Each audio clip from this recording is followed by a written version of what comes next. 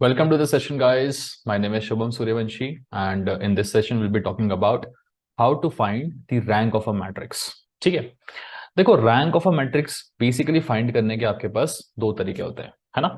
सबसे पहला तरीका हमारा क्या है कि आप उस मैट्रिक्स को एक्लॉन फॉर्म में कन्वर्ट कर लें, ठीक है। दूसरा तरीका होता है कि आप उसे नॉर्मल फॉर्म में कन्वर्ट कर लें। अब देखो एक्लॉन फॉर्म में कन्वर्ट करना आसान तो होता है, बट एग्जाम में ना ऐसा नहीं है कि हमेशा आपको लिख के आए कि आप नॉर्मल फॉर्म में करिए या फिर इकोनॉल फॉर्म में करिए, ठीक है। अगर उसने नहीं मेंशन किया है तो आप डायरेक्टली इकोनॉल फॉर्म में कन्वर्ट उसको कर सकते हैं, लेकिन अगर उसने मेंशन कर दिया तो फिर आपको नॉर्मल फॉर्म यूज करना पड़ेगा, है ना। नॉर्मल फॉर्म में कन्वर्ट करना पड़ेगा, जो थोड़ा सा डिफिकल्ट होता है। ओके, तो पहले हम सिंपल आपके इकोनॉल फॉर्म के बारे में बात कर लेते हैं, ठीक है, फिर हम मूव करेंगे आपके नॉर्मल फॉर्म की तरफ। तो देखो यार, इकोनॉल फॉर्म क्या होता है, आप सबसे पहले तो जान लीजिए कि इकोनॉल फॉर्म में कन्वर्ट करने के लिए मुझे सिर्फ और सिर्फ दो ट्रांसफॉर्मेशन यूज करना है, ठीक है। आपने देखे होंगे ट्रांसफॉर्मेशन जो हम करते हैं, ठीक है। सो R1 R2 को हम कभी एक्सचेंज कर सकते हैं, कभी R1 - R2 कर सकते हैं, कभी R1 - 2 R2 कर सकते हैं, है ना। इस तरीके के ट्रांसफॉर्मेशन अपने बुक्स में भी देखे होंगे कैसे करते हैं। थोड़े से क्वेश्चन आप करोगे तो भी आपको समझ में आएगा भी, है ना। मैं भी दिखा दूंगा कैसे ट्रांसफॉर्मेशन करते हैं। ओके, सो ट्रांसफॉर्मेशन करके आपको एक्लॉन फॉर्म में कन्वर्ट करना है। एक्लॉन फॉर्म होता कैसा फॉर्म है, आप जो देख सकते हैं मैट्रिक्स, ये जिस फॉर्मेट में है ये एक्लॉन फॉर्म होता है बेसिकली, ठीक है। सो जैसे यहाँ पे ऊपर 1 आया है तो यहाँ पे नीचे क्या आना चाहिए, गारंटी 0 आना चाहिए। यहाँ पे कोई भी नॉन जीरो टर्म नहीं आना चाहिए, ठीक है।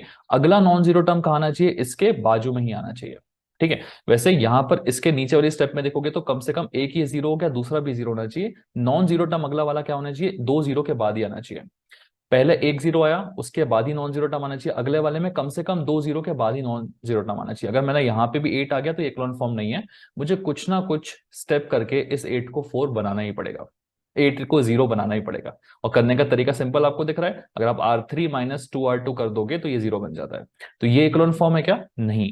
इसको 0 बना दिया तो हाँ, अभी इकोलॉन फॉर्म बन गया। समझ पा रहे हो। तो ऐसे देख सकते हो, पहले में एक जीरो, अगले में दो जीरो, इसके बाद में क्या होने चाहिए, तीन जीरो। मिनिमम तीन होने चाहिए, समझिए, तीन या तीन से ज्यादा भी चलेंगे। मैं नीचे वाले मैट्रिक्स में आपको लिख के दिखाता हूं। जैसे मान लीजिए हम यहाँ पे लिख रहे हैं 1 2 3 4 5, ठीक है। पांच नंबर्स का मैट्रिक्स लेते हैं, ठीक है, थोड़ा स्पेस देके भी लिखते हैं, 1 2 3 4 और 5।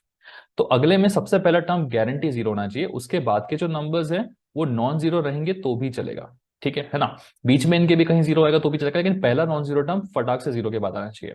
अगले में ये दोनों टर्म मिनिमम 0 होने चाहिए, नॉन जीरो टर्म इन दोनों जीरोस के बाद ही आना चाहिए, ठीक है। जैसे मान लीजिए यहां मैं लिख रहा हूँ 5 3 9, ठीक है।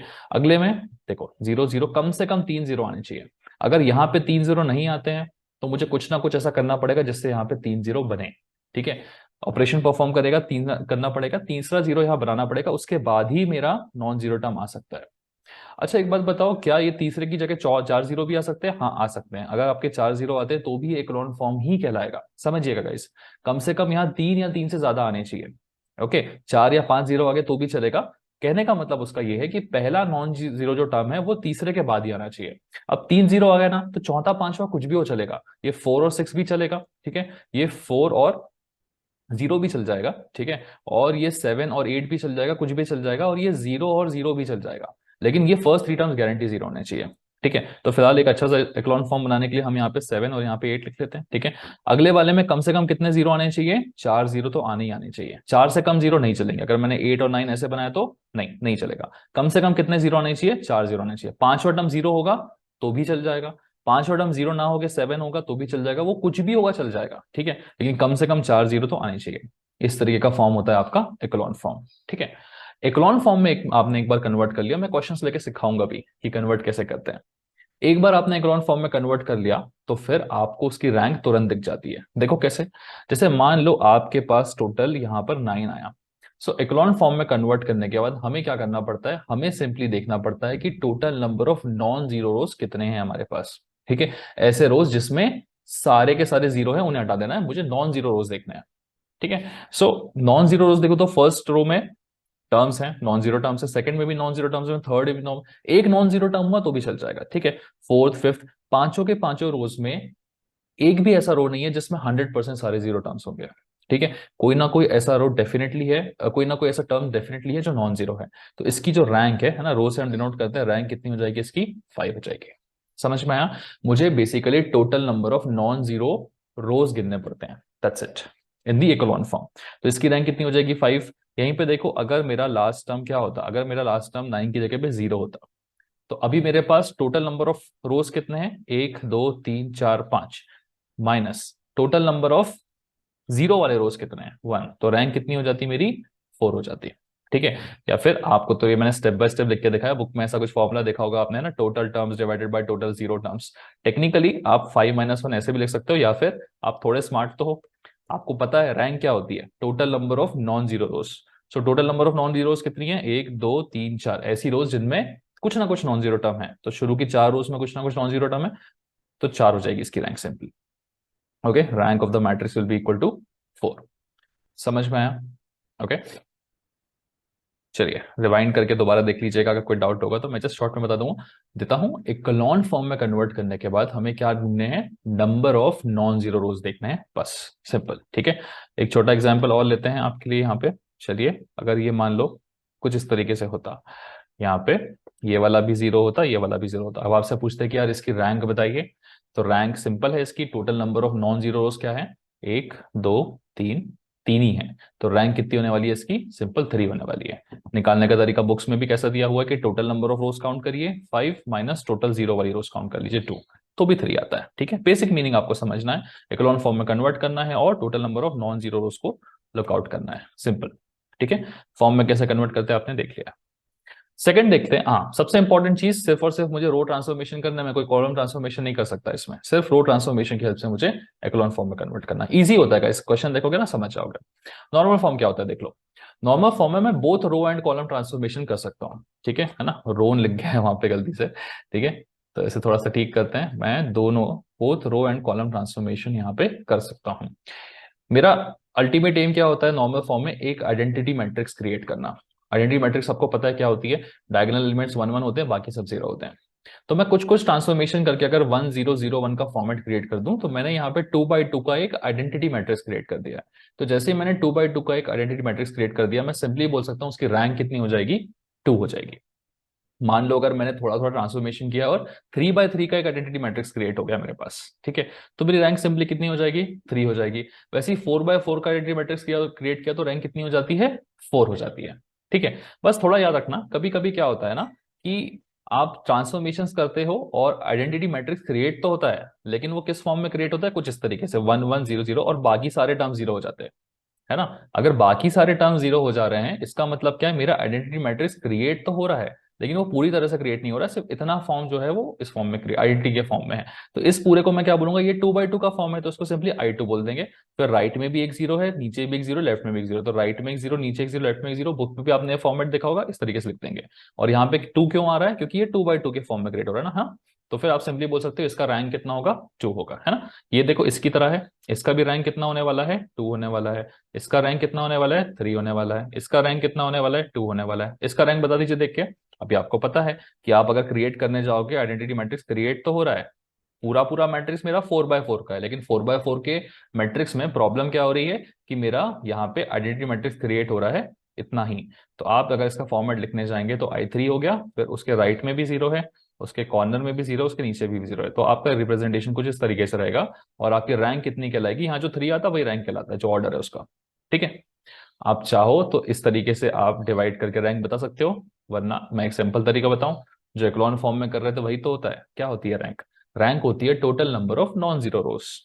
करेक्ट है ना, कितनी रोज ऐसी हैं जिनमें कुछ ना कुछ नॉन जीरो एलिमेंट्स हैं। ठीक है, तो देखो यार यहाँ पे कितनी रोज ऐसी है जिसमें नॉन जीरो एलिमेंट्स है, दोनों की दोनों रोज हैं। यहाँ कितनी रोज ऐसी है जिनमें नॉन जीरो एलिमेंट्स है, 3 रोज हैं। यहाँ देखो 2 ही ऐसी रोज हैं, है ना, 2 के अलावा तीसरी रो में तो सारे 0 है, तो देखते से बोल सकते थे रैंक 2 होगी। यहाँ देखो 1 2 3, 3 रोज ऐसी है जिनमें नॉन जीरो एलिमेंट्स हैं। ठीक है, तो फिर रैंक 3 हो गई। ऐसे भी देख सकते हो, चाहो तो इस आइडेंटिटी के फॉर्म में लिख के भी देख सकते हो। ठीक है, लेकिन इस फॉर्मेट को हम जो देख रहे हैं ना, आइडेंटिटी का फॉर्मेट क्रिएट करना थोड़ा सा डिफिकल्ट होता है, काफी सारे हमें रो और कॉलम के ट्रांसफॉर्मेशन करने होते हैं। ठीक है, तो देखेंगे स्टेप बाय स्टेप प्रोसेस। पहले एक काम करते हैं, एक्लॉन फॉर्म में कन्वर्ट कैसे करना है देख लेते हैं, किसी भी नॉर्मल मैट्रिक्स को एक्लॉन फॉर्म में कैसे कन्वर्ट करना है वो देख लेते हैं, है ना। चलो स्टार्ट करते हैं एक्लॉन फॉर्म से। चलिए देखते हैं। सो एक्लॉन फॉर्म कुछ इस तरीके से दिखता है, एफ की जगह पे 0 भी आएगा तो भी वो एक्लॉन फॉर्म में कहलाएगा, है ना, हमने देखा हुआ है पहले से। ठीक है, चलो क्या करना है, यहाँ पे सबसे पहले मुझे इस टर्म को 0 बनाना है। ठीक है, सबसे फर्स्ट ये रहता है, इसको जीरो बनाओ, सेकंड इसको जीरो बनाओ, और थर्ड इसको जीरो बनाओ। चौथा अगर ये बन पा रहा है तो ठीक है, नहीं बन पा रहा है तो वैसे भी छोड़ोगे तो भी इक्लोन फॉर्म ही आ रहा है यहाँ पर। ठीक है, पर पहले देख लेना ये बन पा रहा है कि नहीं, ऐसे डायरेक्टली मत छोड़ना। ठीक है, चलो ये है स्टेप बाय स्टेप, पहले ये जीरो फिर ये जीरो फिर ये जीरो। तो स्टेप शुरू करते हैं। तो इस टू को जीरो बनाना है, कैसे जीरो बना सकते हैं? देखो हमेशा वन ढूंढो। वन अगर मिल गया ना तो किसी भी चीज को जीरो बनाना आसान होता है, क्योंकि ये वन की हेल्प से मैं क्या कर सकता हूं, अगर मैं ऊपर वाली रो को टू से मल्टीप्लाई करूं तो यहां कितना आ जाएगा, टू, और टू माइनस टू तो जीरो बन सकता है। ठीक है, तो सिंपली आपको अगर इस रो को जीरो बनाना, हम क्या करेंगे, आर टू है ना, आर टू में ट्रांसफॉर्मेशन करेंगे। क्या ट्रांसफॉर्मेशन करेंगे, यहां पे लिखता हूं मैं आपके लिए, तो ये होगा R two is gonna become word R two minus twice of R one. ठीक है, तो अगर मैं इसको जीरो बनाना चाहूं तो R two minus twice of R one करना पड़ेगा। वैसे ही इसी स्टेप में ना मैं इसको थर्ड वाले को भी बना सकता हूं, लेकिन अभी नया नया शुरू कर रहे हैं ना, तो एक काम करते हैं, स्टेप बाय स्टेप ही लेके चलते हैं। ठीक है ना, तो ये कुछ इस तरीके से बनेगा आपका मैट्रिक्स, है ना। थोड़ा सा स्टेप बाय स्टेप जाने की कोशिश कर रहे हैं, बस और कुछ नहीं। ओके, तो यहाँ देखो, आर आर वन तो मेरा वैसे का वैसे रहने वाला है, one two three. R two क्या मिल रहा है मेरा, R two minus twice of R one. तो टू माइनस टू तो कितना हो जाएगा, zero. Three minus twice of two तो three minus four minus one. Four minus six कितना होगा, माइनस टू। ठीक है, और ये मेरा फोर फाइव एंड सिक्स। अब अगला एम क्या है मेरा, अगला एम है कि आप किसी तरीके से इस फोर को जीरो बनाने इस फोर को जीरो बनाने की कोशिश करें। किसका यूज कर सकता हूं मैं, इस फोर को जीरो बनाने के लिए मैं इस वन का यूज कर सकता हूं। ठीक है ना, R three minus four times of R one में कर सकता हूं। चलिए नेक्स्ट आप इस तरीके से लिख सकते हैं आगे बढ़ते हुए, आर थ्री को क्या बना रहे हैं हम, R three minus four times of R one. ठीक है ना, चलिए स्टेप बाय स्टेप यहाँ पे चलते हैं, कर लेते हैं सॉल्व। थोड़ा सा जगह बचाने की कोशिश कर रहे हैं बस, ताकि इसी में आपका सोल्यूशन बन जाए। ठीक है, चलिए, सो फर्स्ट टू रोज तो आपके एज इट इज रहेगी। जो लोग थोड़े से प्रो हैं, जैसे कि मैं हमेशा कहता हूँ स्टार्टिंग में, गाइस अगर आपको अच्छे से आता है आप आगे बढ़ जाइए। जो लोग नहीं है pro, step by step slowly मेरे साथ चलते रहो। ठीक है, by the end of the video आप भी प्रो हो जाओगे। कोई डिफिकल्ट टास्क नहीं है, स्टेप बाय स्टेप वाले काम है यहाँ पे। So R three minus four R one, so this minus four times of this, तो फोर माइनस फोर तो कितना हो गया, zero. Five minus four two जा एट, कितना होगा, minus three. Six minus four three जा ट्वेल्व, कितना होगा, माइनस सिक्स। ठीक है, इतना आ गया। अगला स्टेप क्या है, इस माइनस थ्री को आप क्या करिए, जीरो बनाइए। ठीक है ना, अब इस माइनस थ्री को जीरो कैसे बना सकते हैं, आर टू माइनस, यहाँ पे कर सकते हैं माइनस। अगर आपको प्रॉब्लम कर रहा होगा ना, तो आप सिंपली क्या करना, आर टू और आर थ्री को माइनस वन से मल्टीप्लाई कर देना। ठीक है ना, तो आप सिंपली माइनस वन से मल्टीप्लाई करोगे, ये प्लस हो जाएंगे। वो स्टेप मैं लिख नहीं रहा हूँ, आप कर सकते हो डायरेक्टली। ठीक है, तो चलिए आपने मल्टीप्लाई कर दिया, ये प्लस प्लस हो गए। तो क्या करना पड़ेगा, इसको भी माइनस से मल्टीप्लाई किया, ये भी प्लस प्लस हो गए। ठीक है, ओके चलो। सो देखो आर थ्री, सिंपली आपको क्या करना है, R three minus thrice of R one करना है यहाँ पे। ठीक है, तो ये भी जीरो बन जाएगा। चलिए, सो आर थ्री क्या हो जाएगा, R three minus thrice of R two, sorry minus thrice of R two करना है। जैसे ही आप R three minus thrice of R two करेंगे, चलिए देख लेते हैं क्या आ जाएगा। मेरे ख्याल से लगता है अगला इक्लोन फॉर्म इसमें कन्वर्ट होके मिल जाने वाला है अपने को, चेक कर लेते हैं। सो यहाँ पर देखिए आपका पहले आर वन तो एज इट इज रहेगा वन टू थ्री, फिर ये रहेगा zero minus one minus two, R three minus thrice of R two, तो जीरो माइनस जीरो तो जीरो ही रहने वाला है। Minus three minus minus three plus three, ये हो जाएगा zero. Minus six minus minus six, तो ये हो जाएगा अगेन जीरो। ठीक है, तो आप देख सकते हैं यहाँ पे, ये लकीली ये भी जीरो आ गया, मतलब इक्लोन फॉर्म में मेरा कन्वर्ट हो चुका है ये चीज, तो कोई प्रॉब्लम की बात नहीं है। ठीक है ना, अगर ये मान लो जीरो नहीं आता, जैसे मान लो ये थ्री आ जाता, तो अब हम क्या करते हैं, इस थ्री को जीरो बनाने की कोशिश करते हैं, लेकिन ये बन नहीं पाता कभी ना। क्यों नहीं बन पाता, है ना, जैसे मान लो अगर ये टू भी आ रहा है तो आप सोच रहे होंगे कि यार अगर इस टू को मुझे जीरो बनाना है तो इन दोनों को ऐड करूंगा। देखो अगर इन दोनों को ऐड करने जाओगे तो जीरो भी तो माइनस वन बन जाएगा ना, है कि नहीं। तो फिर आप समझ लीजिए अगर यहाँ पे कोई नंबर अकेला फंस रहा है तो उसको जीरो नहीं बनाया जा सकता। अगर वो फंसा तो रैंक कितनी आएगी मेरी, एक दो तीन, तीन नॉन जीरो रोज हैं। और अगर वो नहीं फंसा तो रैंक कितनी आने वाली है, एक दो। तो एक्लॉन फॉर्म में कन्वर्ट करने के बाद हम नॉन जीरो रोज काउंट करते हैं, तो दो नॉन जीरो रोज है, सिंपली आप बोल सकते हो इसकी रैंक कितनी होने वाली है, टू होने वाली है। ठीक है ना, सो यहाँ पे मैंने माइनस माइनस रखा, मैंने मल्टीप्लीकेशन नहीं किया था क्योंकि मेरे को तो समझ में आ रहा था, बन रहा था वो। ठीक है, तो आप सिंपली बोल सकते हैं कि रैंक ऑफ द मैट्रिक्स कितनी होने वाली है, rank will be equal to two होने वाली है। ठीक है, यहाँ कुछ फंस जाता, मान लो एट वेट कुछ फंस जाता तो रैंक थ्री हो जाती। सिंपल है एक्लॉन फॉर्म में कन्वर्ट करना। ओके, ज्यादा क्वेश्चंस यहाँ पे मैं कर नहीं रहा हूँ बिकॉज एक्लॉन फॉर्म बड़ा सिंपल सा फॉर्म है। ठीक है, आपके बुक्स में क्वेश्चन है, आप हम प्रैक्टिस कर सकते हैं, थोड़ा सा ज्यादा फोकस हम नॉर्मल फॉर्म की तरफ करेंगे। ठीक है, एक क्वेश्चन और मैक्सिमम मैं बता देता हूं आपको। ठीक है, चलो एक क्वेश्चन और देख लेते हैं। चलिए, जैसे आपके पास ये मैट्रिक्स गिवन है, आपको इसकी रैंक पूछी जा रही है, तो फिर आप क्या करोगे, सिंपली ट्रांसफॉर्मेशंस करना शुरू करोगे। ठीक है, सो ये सिंबल बनाते हैं हम, मतलब सिमिलरिटी का, कि ये मैट्रिक्स सिमिलरली किसके हो सकता है।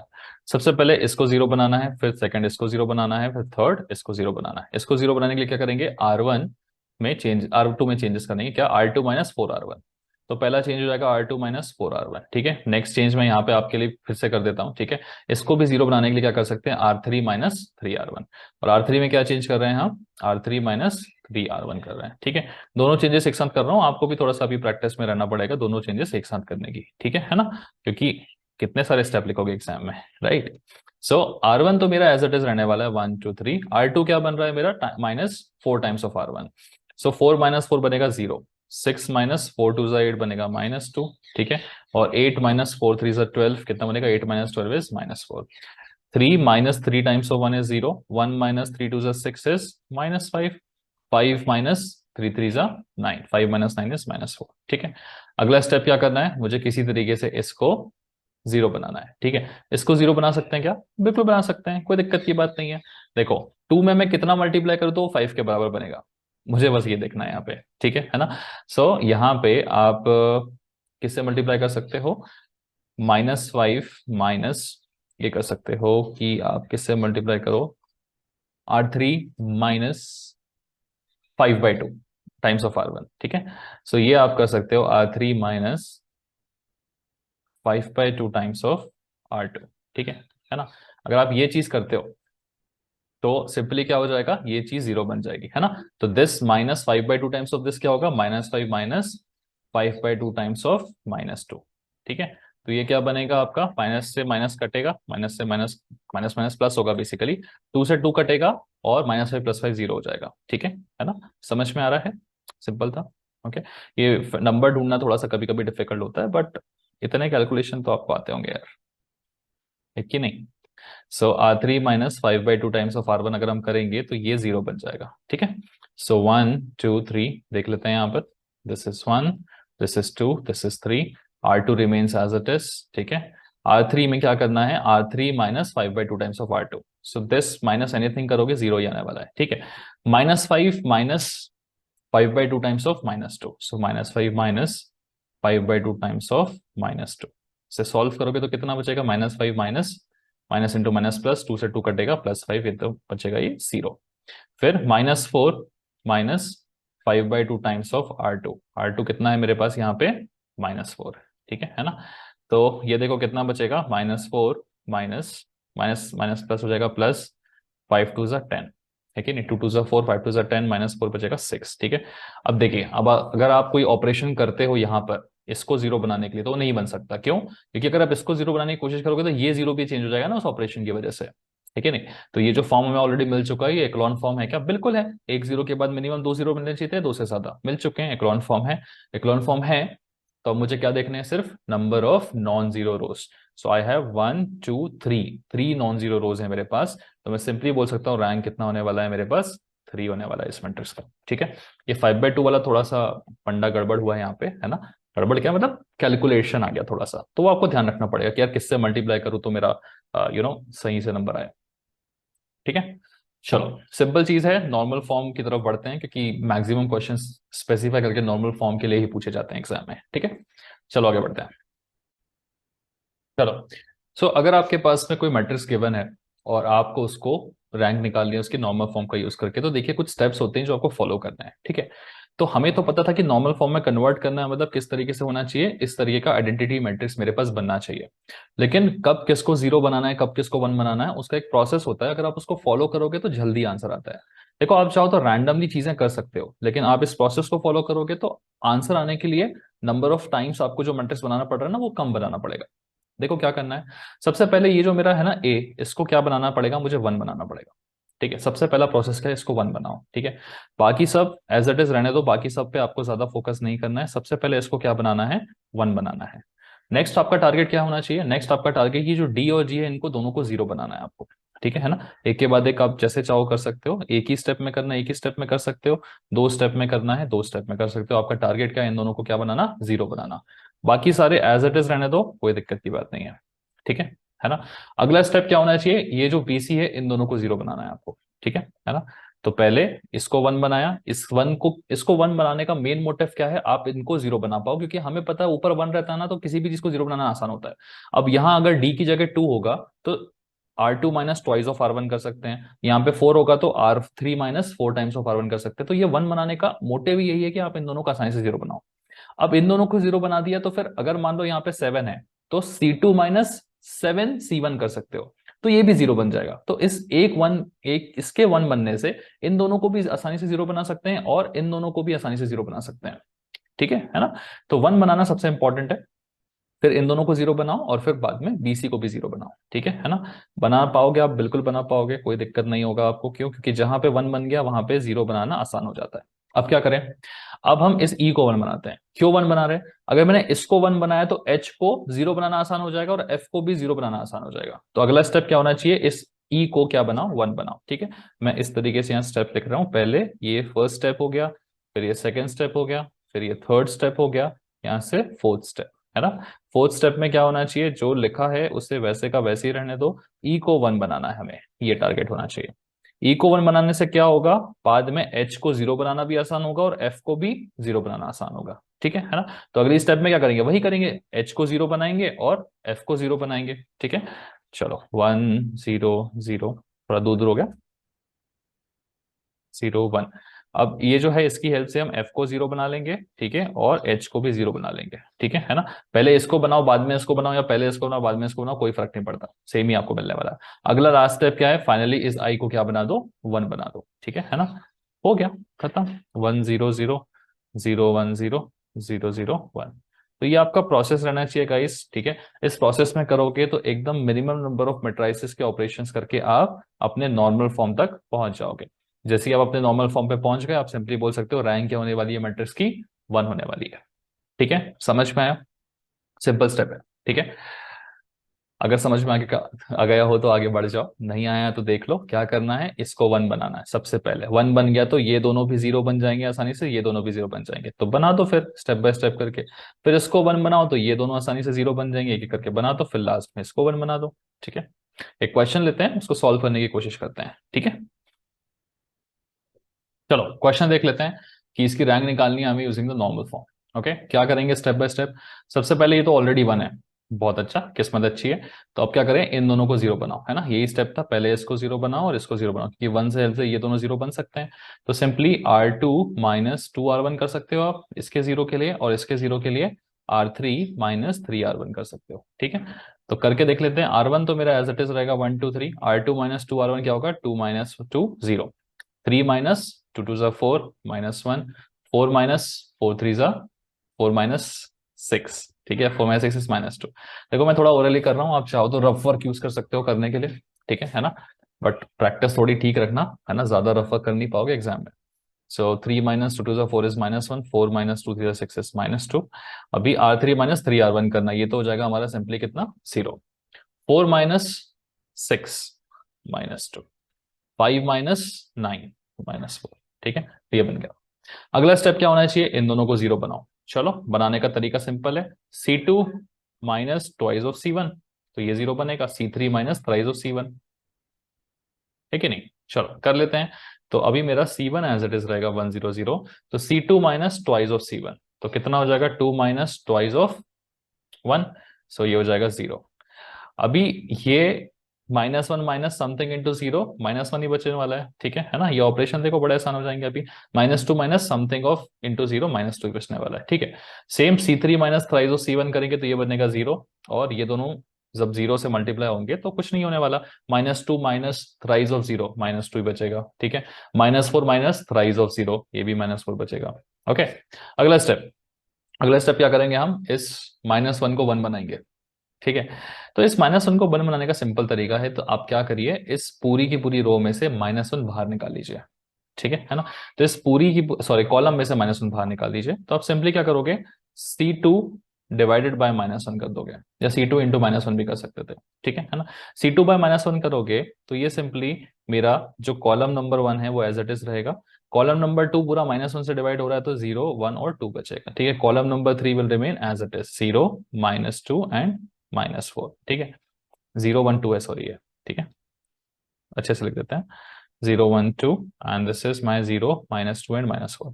आप चाहते तो इसमें से भी वन निकाल -1 निकाल सकते थे और एक बार बाहर, क्यों, उससे फायदा ये होता था कि सब कुछ पॉजिटिव में आ जाता, बट ठीक है, कोई दिक्कत नहीं। ओके, अब आप यहाँ पे क्या करेंगे, ऑपरेशन परफॉर्म करेंगे।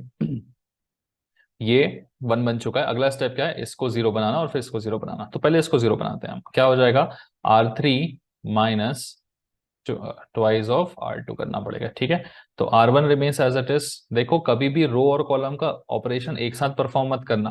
रो का एक साथ परफॉर्म कर सकते हो, दो रोज का एक साथ परफॉर्म कर सकते हो, दो कॉलम्स का एक साथ परफॉर्म कर सकते हो, लेकिन एक रो और एक कॉलम का ऑपरेशन एक साथ परफॉर्म मत करना, गड़बड़ हो जाएगी, ठीक है ना। So R3 minus thrice of R2 twice of R2 करना है मुझे। R2 will remain as it is only, ठीक है। R3 minus twice of R2, तो ये 0 minus 0 into 0 is something 0। 2 minus twice of 1 0, -4 minus twice of -2, ठीक है। तो -4 + 4 ये भी कितना बन जाएगा, 0 बन जाएगा, ठीक है। तो लकीली ये हमारा क्या बन गया, 0 बन गया, ठीक है।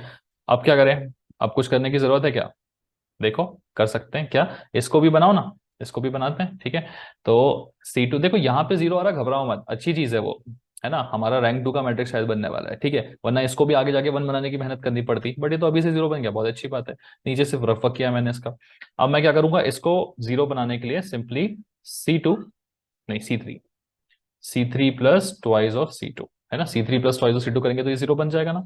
तो मेरा column number 1 remains as it is, column number 2 remains as it is, और कॉलम नंबर 3 क्या हो जाएगा, 0 plus twice of C2, 0 plus 0 0, -2 + 2 0, 0 + 0 is 0। तो सिंपली अब देखो यार, लास्ट वाले की तो जरूरत ही नहीं पड़ी हमें, ऑलरेडी हमारा जो मैट्रिक्स है यहाँ पे रेडी हो चुका है। किस फॉर्म में है, हमारे इस फॉर्म में है। हमने देखा था आइडेंटिटी मैट्रिक्स अगर इस फॉर्म में बनता है तो आप ओरली ये गिन सकते थे कि नंबर ऑफ नॉन जीरो रोज कितनी है। नंबर ऑफ नॉन जीरो रोज कितनी है यहाँ पे देख के समझ में आ रहा, एक और एक, दो ही number of non zero rows है, तो रैंक 2 है। या फिर आप चाहो तो इसको एक स्टेप और जाके कैसे लिख सकते हो, यहाँ पे 2/2 का मैट्रिक्स बन रहा है तो I2, राइट में भी एक 0 है, कॉर्नर में भी एक है, नीचे भी एक 0 है, तो ये इस तरीके से रिप्रेजेंट किया जा सकता है, वे 2 will be the rank of the matrix. तो रैंक की वैल्यू कितनी हो जाएगी आपकी, 2 हो जाएगी, ठीक है।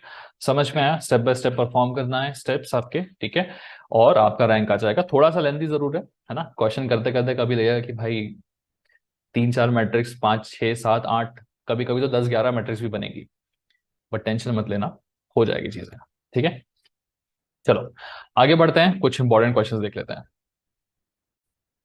चलिए, दिसंबर 2006 2017 और मई 2018 में ये क्वेश्चन आ चुका है ना। फॉर्मेट हमारा वही रहेगा जो हम करते आ रहे हैं, ठीक है। पहले इधर 1 बनाना था, ऑलरेडी है, 0 0 बनाएंगे, फिर ऊपर देखो 4 रोज दिख रही हैं, तो देखो हम तो जो कर रहे थे क्वेश्चन उसमें तो 2 रोज 2 कॉलम या 3 रो 3 कॉलम होते थे, यहाँ पे तो 4 रोज हैं। क्या करें, क्या करना है, वही प्रोसेस करना है, इन तीनों को 0 बनाना पड़ेगा, ठीक है। तो सबसे पहले क्या करोगे आप, प्रोसेस इनको 0 बनाओगे, उसके बाद फिर इन तीनों को 0 बनाओगे, फिर इसको 1 बनाओगे, फिर इसको 0 बनाओगे, फिर इन दोनों को 0 बनाओगे, फिर इसको 1 बनाओगे, फिर हो गया, ये 0 ही बनेगा, और क्या, करते करते हो जाएगा, ठीक है। समझ में आया, प्रोसेस पे चलते रहो, आंसर मिल जाएगा आपको। सबसे पहले क्या करना है, सबसे पहले इनको 0 बनाना है, तो हम R2 minus twice of R1 करेंगे पहला ऑपरेशन, ठीक है, और R3 minus thrice of R1 करेंगे दूसरा ऑपरेशन, ठीक है। देखो सबसे पहले R1 will remain as it is 1 1 -1 और 1, ठीक है। So R2 minus twice of R1, sorry मैंने ऑपरेशन गलत लिख दिया यहाँ पे, ट्वाइस करने की तो जरूरत ही नहीं है ना, ये तो R2 माइनस R1 हो जाएगा directly, R3 minus three of R1 करना पड़ेगा, ठीक है। सो R2 माइनस R1, 1 -1 हो गया, इतना 0, -1 कितना हुआ, -2, 2 -1 कितना हो जाएगा, 3, एंड -1 -1 ये हो जाएगा -2, ठीक है ना, समझ पा रहे हो। आगे बढ़ते हैं, R3 minus thrice of R1, 3 -3 हो जाएगा 0, 1 -3 कितना होगा, -2, 0 माइनस माइनस, हाँ ये देखो थोड़ा रफ वर्क कर लेते हैं यहाँ पे इसके लिए, 0 माइनस राइज ऑफ -1 कितना हो जाएगा, 0 + 3 हो जाएगा, ठीक है। हटा दो अभी वो रफ वर्क हमारा, ये बचेगा कितना, +3 बचेगा, ठीक है। R3 minus thrice of R1, ठीक है। सो 1 माइनस थ्राइस ऑफ 1, तो 1 - 3 कितना होगा, -2 बचेगा। ठीक है, तो कभी कभी थोड़ा थोड़ा दिक्कत होगा इनको लिखने में, है ना, बट हो जाएगी चीजें step by step, don't worry. Okay, अब हम क्या करेंगे, अब हम इनको जीरो बनाएंगे। ओके, सो इनको जीरो बनाने से पहले ना इधर फोकस करो, ये भी जीरो बन सकता है, बट ठीक है, नहीं, प्रोसेस से नहीं हटते हैं। अगला प्रोसेस क्या होता है, इनको जीरो बनाओ। ठीक है, चलो बनाते हैं। तो C2 - C1 करोगे तो ये जीरो बन जाएगा, C3 + C1 करोगे तो ये जीरो बन जाएगा, फिर C4 - C1 करोगे तो क्या बनेगा, ये वाला जीरो बन जाएगा। ठीक है, देखो अंदर से बहुत आ रहा होगा कि यार R3 - R2 कर लो, कर भी सकते हो, कोई दिक्कत नहीं है, लेकिन मत करो। आप हमेशा अपने प्रोसेस पे स्टिक करो, ये दो जीरो के बाद ये तीनों जीरो होने चाहिए। ठीक है, चलो, so column as it is लिखते हैं हम 1 0 0। ठीक है, अब यहाँ पे देखो, C2 - C1 कितना बचेगा, 1 - 1 बचेगा, कितना, 0। बाकी ये -2 एज इट इज बचेगा, ये भी -2 एज इट इज बचेगा, कोई दिक्कत नहीं होगी यहाँ पे। ठीक है ना, -2 - 0 क्या होता है, जीरो ही होता है।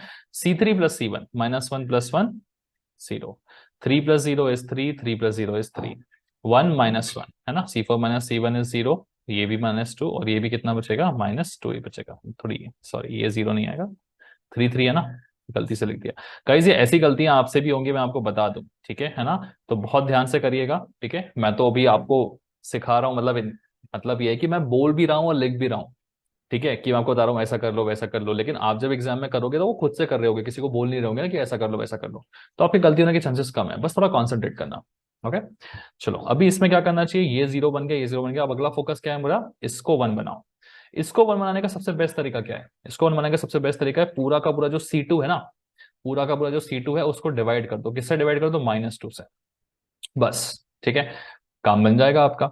तो अब देखो यहाँ पे 1, ऑलरेडी 3 जीरो थे, है ना, कॉलम को लिखेंगे पहले। ठीक है, देखो रखने का तरीका भी ना आप थोड़ा सा समझ लो, जब आप C2 में ऑपरेशन कर रहे हो तो कॉलम से करके लिखना, C1 में कोई ऑपरेशन नहीं है, C2 -2 से डिवाइड हो रहा है, C2 -2 से डिवाइड होगा तो 0 1 और 1। ठीक है ना, अभी C3 will remain as it is, okay, और C4 में will remain as it is, -2 -2। ठीक है ना, हो गया सिंपल। अभी क्या करना है, अभी इसको जीरो बनाना है और इसको जीरो बनाना है। ठीक है, तो चलो लिख जाते हैं अपन अपने प्रोसेस में, ये बनेगा मेरा R3 - R2, simple. R3 - R2 करेंगे तो ये जीरो हो जाएगा मेरा। ठीक है, प्रोसेस प्रोसेस प्रोसेस, अब हम क्योंकि रो में ऑपरेशन कर रहे हैं इसलिए हम क्या करेंगे, हम ये मेक श्योर करेंगे कि हम रोज अच्छी तरीके से लिखें, 0 1 3 -2। R3 - R2 करना, 0 - 0 हो जाएगा, 0 1 - 1 हो जाएगा 0, 3 - 3 हो जाएगा 0, और ये भी हो जाएगा 0, लकीली ये भी 0 आ गया। ठीक है, बहुत अच्छी बात है। अब अगला फर्ज क्या है हमारा, इनको और इनको जीरो करना, प्रोसेस फॉलो रखना है अपना। तो C3 minus thrice of C2 करने से ये जीरो बनेगा 3, और C2 sorry C4 +2 of C2 करने से ये भी जीरो बन जाएगा। ठीक है ना, तो क्योंकि कॉलम में ऑपरेशन कर रहे हैं तो हम रोज को लिखेंगे पहले, सॉरी कॉलम के फॉर्म में लिखेंगे फटाफट। तो ऑपरेशन मेरा C3 और C4 में, तो C1 C2 as it is लिख दो, C3 minus thrice of C2, minus thrice of C2 0 0, C4 +2 of C2, तो ये जीरो, ये भी जीरो, ये भी जीरो। तो फॉर्मेट देखो कितनी आसानी से बन गया हमारे पास, इस तरीके का फॉर्मेट बना है। ठीक है ना, तो आप तो जानते हैं इस फॉर्मेट को। ठीक है, आपके पास जब ऐसा फॉर्मेट आ जाता है 1 1 1 का, तो हमने देखा ना आइडेंटिटी मैट्रिक्स, या तो यहाँ पे डायरेक्टली आप ओरली बोल सकते हो, number of non zero roots कितनी है, 2 है, तो रैंक भी कितनी हो जाएगी, 2 हो जाएगी। नहीं बोलना है तो आप इसको ऐसे लिख लो। ठीक है ना, इस फॉर्म में आप ऐसे कट करके डिवाइड करते थे इसको। ठीक है, तो चलो इनको हटाते हैं एक्सेस वालों को यहाँ से, है ना। सिंपली आप क्या लिख सकते हो कि यहाँ पे 2 बाई 2 का एक आइडेंटिटी मैट्रिक्स बनेगा, राइट में भी उसके जीरो है, क्रॉस में भी जीरो है, नीचे भी जीरो है। ठीक है ना, तो आप बोल सकते हैं कि this is identity matrix with 0 0 0, therefore rank is gonna be equal to कितना, 2। ये ना लिखे भी डायरेक्टली बोल सकते हैं, बट लिख देना, क्योंकि बहुत सारी बुक्स में प्रोसेस में ये लिखा हुआ है कि लिख देना। ठीक है, चलो समझ में आया। एग्जाम में क्वेश्चन इसी तरीके का आएगा, प्रोसेस फॉलो करना, कभी 3 बाय 4, मतलब ये तो कितने हैं, 3 rows and 4 columns है, तो 3 बाय 4 भी आ सकता है। ठीक है, या जैसे हम कर रहे थे सिंपल सिंपल 3 बाय 3 भी आ सकता है, लेकिन प्रोसेस से मत भटकना। ठीक है, देखो क्या था, पहले 1, फिर ये दोनों जीरो, फिर ये तीनों जीरो, फिर बीच वाला 1, फिर नीचे वाला 0। ठीक है, फिर बाजू के दोनों जीरो, करते करते सॉल्व हो जाता है। ओके, चलिए आगे बढ़ते हैं। चलो इस क्वेश्चन को एक बार देख लेते हैं। हाँ, SPPU का काफी पुराना क्वेश्चन है ये, 94 95 का। ठीक है, देखो 4x4 का मैट्रिक्स दिया हुआ है, आपको क्या करना है इसमें, सिंपली आपको रैंक फिगर आउट करनी है इसकी, ठीक है ना। तो एक 4x4 का मैं करा दे रहा हूँ, बिकॉज अभी तक हमने 3x3 और 3x4 का ही किया था, तो 4x4 थोड़ा सा लेंथी जाता है, स्टेप बाय स्टेप कोशिश करेंगे सॉल्व करने की, है ना। प्रोसेस वही रहेगा जो हम अभी तक करते आ रहे हैं। ओके, सबसे पहले क्या करना है, इसको 1 बनाना है, इसको 1 बना दिया, ये ऑलरेडी 1 है, इन सबको 0, फिर इन सबको 0, है ना। फिर इसको 1 बनाएंगे, इन दोनों को 0, इन दोनों को 0, फिर इसको 1 बनाएंगे, इसको 0, इसको 0, फिर लास्ट में इसको 1, ठीक है। प्रोसेस सिंपल है। चलो आगे बढ़ते हैं, सॉल्यूशन देख लेते हैं इसका। सो यहाँ पे सबसे पहले क्या करें, ऑलरेडी 1 है ना, तो अब हम इन तीनों पे फोकस करते हैं, इन तीनों को 0 बनाने के लिए। तीनों को 0 कैसे बना सकते हैं हम, देखो सिंपली है, मैं R2 माइनस 2R1 करूंगा तो ये 0 बनेगा। R3 में R3 प्लस R1 करेंगे तो काम बन जाएगा, एंड R4 में वही सेम चीज करनी पड़ेगी, R4 माइनस 2R1, ठीक है ना। तो देखो यार, एक बार खुद से पहले सॉल्व करके देखना, अगर बन गया तो बहुत अच्छा है, और अगर कहीं अटके होंगे तो सॉल्यूशन आप देख सकते हो बाद में आके, ठीक है। चलो सो R2 माइनस 2R1 अगर हम करें, क्या हो जाएगा, देखो पहले तो R1 को एज इट इज लिख लो, 1 2 -2 और 3। सो R2 माइनस 2R1, 2 माइनस 2 हो जाएगा 0, ये क्या बनेगा, 5 माइनस 4 बचेगा 1, -4। हाँ, थोड़ा सा यहाँ कैलकुलेशन कर ले, जब जब कभी लगे ना कैलकुलेशन करना चाहिए कर लेना। सो R2 minus twice of R1, R1 कितना है मेरे पास, -2, है ना। ये हो जाएगा -4 प्लस 4 बनेगा कितना, 0। तो यहाँ पे आना चाहिए सिंपली क्या, 0। चलिए कैलकुलेशन जहां जहां किया है और रफ वर्क को हटा दीजिए, कितना मिला मुझे, 0 मिला। R2 माइनस 2R1, 6 माइनस 2 3 6, चलो ये 0 बन गया, तो कुछ अच्छा ही हो रहा है, इधर ही 0 0 बनते जा रहे हैं पहले, बढ़िया चीज है ये। R3 प्लस R1, -1 प्लस 1 कितना हो जाएगा, 0, -3 प्लस 2 कितना होगा, -1, 2 -2 0, और 3 -2 कितना बचेगा यहाँ पे, 1, ठीक है। R4 माइनस 2R1, ये तो हो गया सिंपली 0, 4 माइनस 2 2 4, ये भी 0, -1 तो आसान होता जा रहा है, -1 माइनस ट्वाइस ऑफ R1 कितना है, -2। सो ये हो जाएगा -1 प्लस 4, मतलब कितना बचेगा वहां पे, 3 बचेगा, ठीक है ना। चलिए 3 लिख देते हैं यहाँ, okay. R4 minus 2R1, 6 minus 2 6, ये हो गया कितना, 0, ठीक है।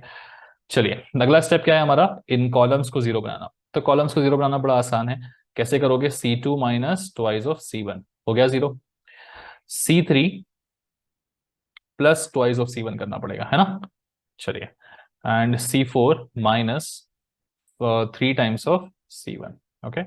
तो जब हम कॉलम की बात कर रहे हैं तो पहले जो अपने कॉलम है, जो नोन है, जिनमें चेंजेस नहीं करने हैं, उसको लिख देते हैं। C2 minus twice of C1, 2 minus 2 कितना हो जाएगा, 0। अब बाकी सब तो सेम वैसे के वैसे ही रहने वाले हैं, क्यों, क्योंकि आप अगर 1 माइनस समथिंग इंटू 0 करोगे, 1 ही बचेगा, -1 माइनस समथिंग इंटू 0, है ना। तो ये फायदा होता जाता है, आपके कैलकुलेशन आसान बनते जाते हैं जैसे जैसे आप आगे बढ़ते जाते हो, ठीक है ना। अभी देखो C3 में क्या करना है, C3 plus twice of C1, तो ये बनेगा 0, इसमें कुछ भी करो 0 ही बनने वाला है, 0 plus something into 0 0, 3 plus something into 0 3 बनेगा।